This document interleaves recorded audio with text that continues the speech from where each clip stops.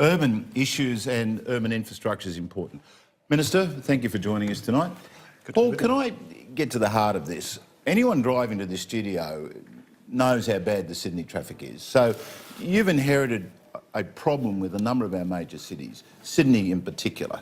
So what can the federal government do? What are your priorities and how are we going to do something about better planning for the future for our cities? Well, look, there's quite a number of things that we're doing in this budget and as part of a broader process. So this budget, $75 billion for infrastructure through to 2026-27.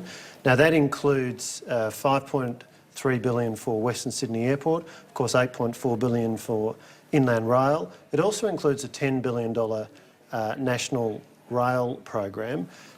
Money for that will start to flow from 2019-20. And so the idea there, for example, is that there are a number of major rail projects in planning at various stages around the country. Projects like potentially rail to Western Sydney Airport, potentially rail to Tullamarine Airport in Melbourne, Cross River Rail in Brisbane, the Metronet project, rail projects or set of rail projects in Perth, Adelink in Adelaide. So these are all projects which are designed to get large numbers of people moving around quickly. There's no doubt that heavy rail in particular can move people more efficiently than any other mode of transport. It's also extremely expensive. It is. And that's why there's a role for the Commonwealth to work with state governments. That's why we've established this national rail program, but also to link it to planning.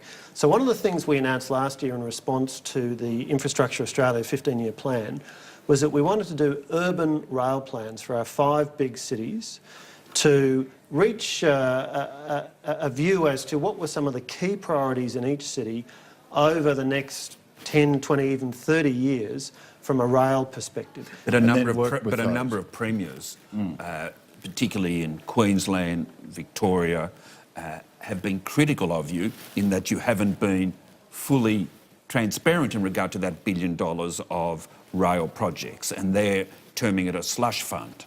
Well, it's very consciously an attempt or a strategy of saying, let's establish a source of funding for rail projects in particular over the next 10 years or more. Some of these projects, for example, are 5 to 10 years out, but there are very long lead times and it's important to plan them properly. And so that's why we've quite consciously taken this approach. That's why it's linked to these rail plans that we've committed to work on for our 5 big cities. And we've also said as part of that $10 billion, a proportion of that will also go to funding for rail projects to improve connections between our cities and surrounding regions. But clearly, Minister, you're not yet ready to list those projects in detail. Well, all the you want to remain flexible, do you? We do, but we also want to go through a thorough planning process. You've talked about Infrastructure Australia. They have a very important role as the independent advisor to the Commonwealth Government, and I do want to recognise that they were put in place by the previous government. We've maintained them. In fact, we've strengthened their role, so we've now said that the Commonwealth will require an Infrastructure Australia assessment before we put more than $100 million of Commonwealth money into any project. So that's important governance. And that is because we need to direct finite Commonwealth spending to areas of where we're going to get the greatest return. Need. Paul, let's come to the issue of housing. If you look at Sydney and Melbourne, housing is off the Richter scale. It seems to me that if there could be better rail links to cities like Wollongong and Newcastle, let's just talk about Sydney for a minute, that could reduce pressure on housing because people could live there and with a fast train get to the city. How long is that sort of planning going to take before there's some fruition in it, and where do you see that in your funding priorities? Well, it's certainly very important, and indeed in this budget there's $500 million for regional rail in Victoria. So we've identified, for example, the line to Geelong as one of a number of lines. So that's very much about exactly that idea. How can you provide funding to improve rail services between a very big city like Melbourne and surrounding regional areas? As we know, a lot of people live in surrounding regional areas, not just Geelong, but many other parts of Victoria, or in Sydney, Central Coast, Blue Mountains, Brisbane, it might be Sunshine Coast, it might be Gold Coast. So you've got a lot of people choosing to live some way away. It But might may be, want to work in Brisbane Absolutely. or Sydney or in But Melbourne. Peter, as a former Premier, is this music to your ear that the Commonwealth for the first time seems to be stepping into... It's been one of, to be frank, it's been one of the gaps. And I can remember Steve Bracks and I, in the past, in another life, trying to get the federal government to do this. So yes, it is music to my ears. And it has raised questions, Peter. But the problem is getting the state government to work with the federal government and the councils, and that, it seems to me, Peter, one of the things the federal government has to play a leadership role, a coordination role. Do you see that as a look, part of your... I think there is certainly a role for the Commonwealth, and of course the state governments have primary responsibility for the rail networks in each city, in each state. But what we want to do is work with them and support. So what we've said, one of the specific things we've said is that as part of this process where we've committed to spend $10 billion over 10 years on the National Rail Program, we've said, first of all, that we want to allocate, and we've committed $30 million for a business case for rail between the City of Melbourne and Tullamarine Airport. But in terms of surrounding regional areas, we've committed $20 million. What we want to do is call initially for expressions of interest on ideas to improve rail connectivity between a capital city and surrounding regional area. And then we're going to select up to 3 of those and put money in on a matching basis to develop them up to a business case. So the state has to put some in. So if you take the Cross River Rail link in Brisbane, which, as you know, is quite an important link for Brisbane, and the state government had a lot to say about the budget. So they could be one of the proposals that comes in? Well, I think Cross River Rail is more at the centre of the network. Here we're talking about a connection to a regional area. So it might be a line to the Sunshine Coast, it might be a line to Wollongong or Newcastle, and we're interested in proposals in a couple of areas. One might be proposals for potentially new lines, and that may come not just from state governments but from the private sector. But the other is proposals likely to come from state governments for improvements to existing lines where there might be, for example, a 10 or 20 minute saving that could be achieved for if the line gets realigned, if a bridge gets strengthened, and of course... But you must admit, Minister, that if you're able to achieve this, it will be a radical redrawing of federalism, because that's how state infrastructure ministers speak or state transport ministers speak, but we now have a federal minister speaking about rail lines to urban centres. And look, one of the key reasons that we have committed funding to this National Rail Program is because of the importance the Turnbull government is attaching to our cities agenda. Yes. Now, exactly. Our cities are a large and growing percentage of our population. In fact, as Infrastructure Australia pointed out last year, our national population is growing strongly. Our 4 biggest cities are growing at a faster rate than our national population. And so one of the reasons... And outgrowing the infrastructure that the cities have. So one of the reasons why rail is important is because of that proven capacity to move large numbers of people efficiently. And so as part of making our cities function more efficiently, rail has a strong and growing role. I mean, if you look at the statistics, the percentage of people using rail has been increasing. That's true in all of our big cities, or certainly the great majority of them.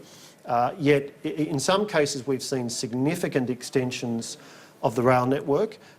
In New South Wales at the moment we're seeing a very significant extension.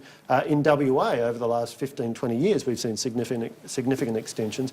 But what we anticipate, what all the advice we're getting is that over the next 10, 20, 30 years, as the populations of our large cities continue to grow, that rail will continue to be increasingly important and there will need to be growth. Understood.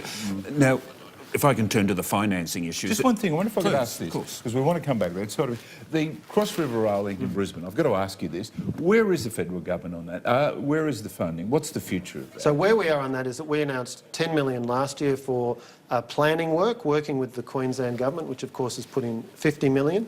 That work is underway right now. There's a business case which is with Infrastructure Australia. They're going through an assessment process. I'm told that they'll have their assessment concluded later this year. And so what we have said is that National Rail Program is a funding source that would be available for Cross River Rail if it proves up through the ordinary. So you're not ruling it out, as Premier Palaszczuk would have us believe? No, what we are saying is, here's a funding source, the National Rail Program.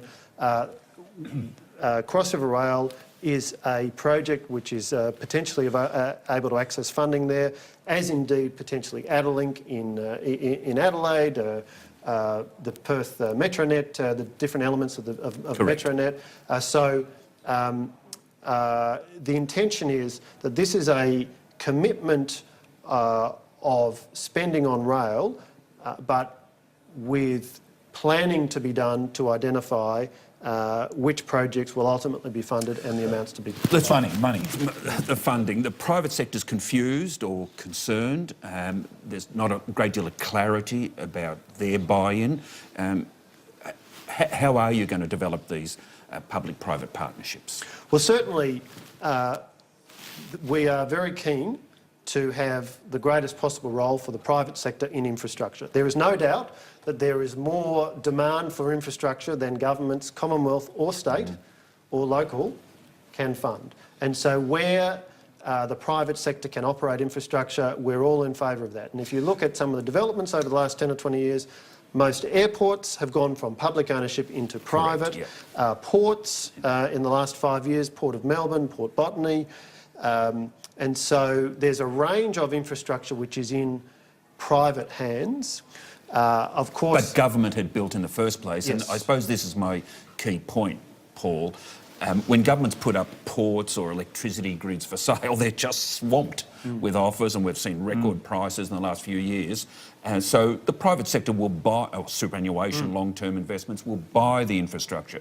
You've already said that with Badgerys Creek, not surprisingly, the government's got to build that airport. It could be 20, 25 years if the private sector invested in it to ever get a return. Sydney Airport was given a chance to, but decided not to. Correct, Yeah, that's right. Absolutely, and for good reason. Really, is the private sector going to fund any of these projects, either solely or in partnership with you? Let's talk about Western Sydney Airport. So, first of all, as Peter Beattie rightly says, Sydney Airport Corporation, the owners of Kingsford Smith, had a right of first refusal. They had a very thorough look at it. In the end, they chose not to take that up, which is entirely their right. But that's going to be the case for a lot of your rail too. So then what we've said is the government is going to build it, so we're going to establish WSA Co.